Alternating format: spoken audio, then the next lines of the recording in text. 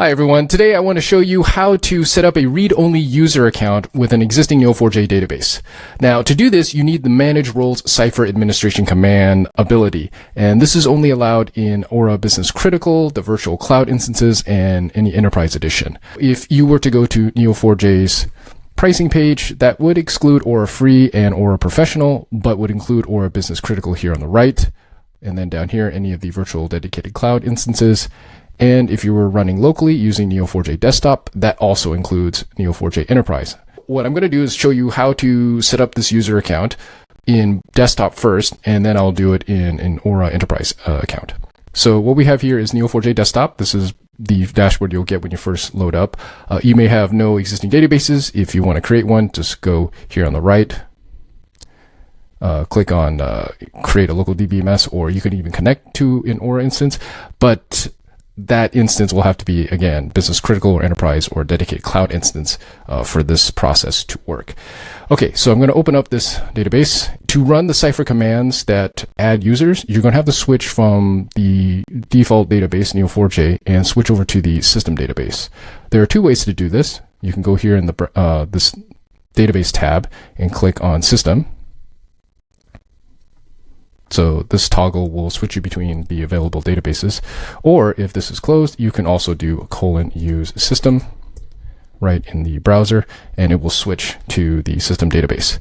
And if you wanted to make sure if you're running the community or the enterprise edition, what you could do is put in call dbms.components, and this will tell you what you're running. So the version of the database and the edition. This will read enterprise or community.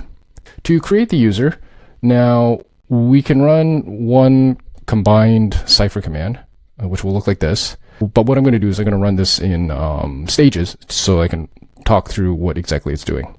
Okay, so the first thing we're doing here is we're creating a user called read_only if they don't already exist. And we're going to set their plaintext password to read_only.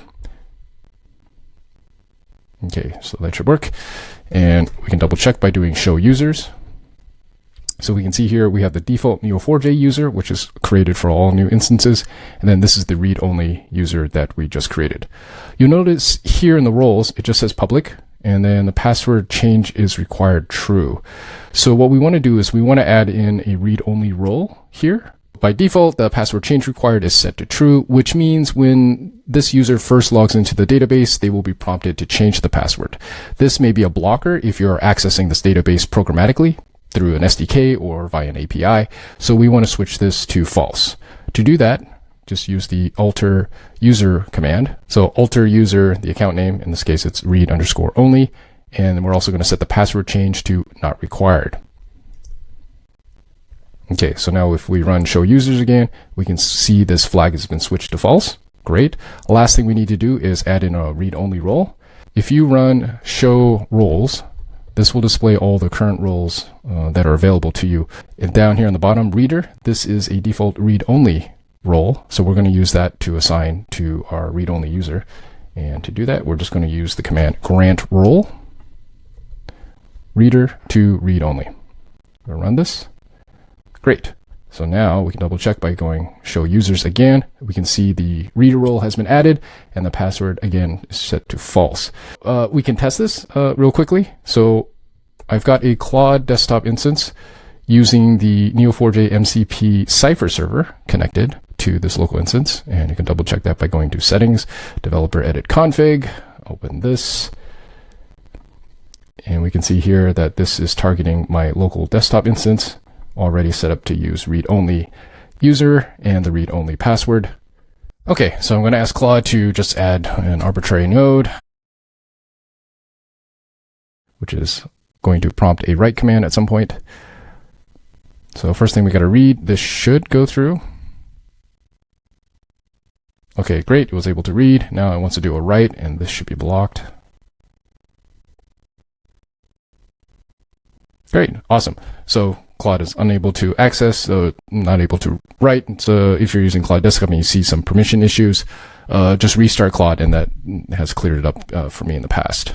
Okay, next I'm going to show you how to do the same thing in a Aura Enterprise instance. So here we've got the Aura dashboard when you first log in.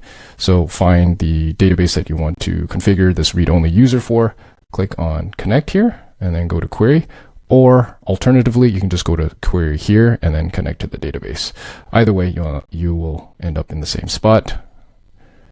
So here I'm already connected. We can start off with the same thing, which is show users. We can see we only have the default Neo4j admin. So same thing. I'm just going to copy and paste the entire command this time. Before I do that, I will switch to system, use system. And then I'll paste this in here. Right, all successful. And let me run show users. Okay, so that's how you do it in Aura Enterprise. And that is how you create a read-only user for Neo4j. My name is Jason Koo. Happy coding, and I will see you in the next one.